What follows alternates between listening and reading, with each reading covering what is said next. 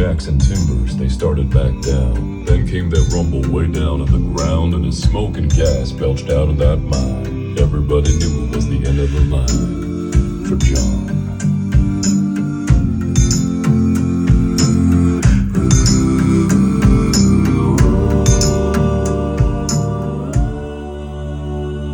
Now they never reopened that worthless pit. They just placed a marble slab in front of it.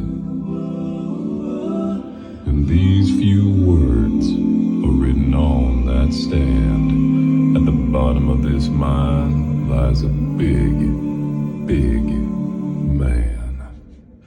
Big John.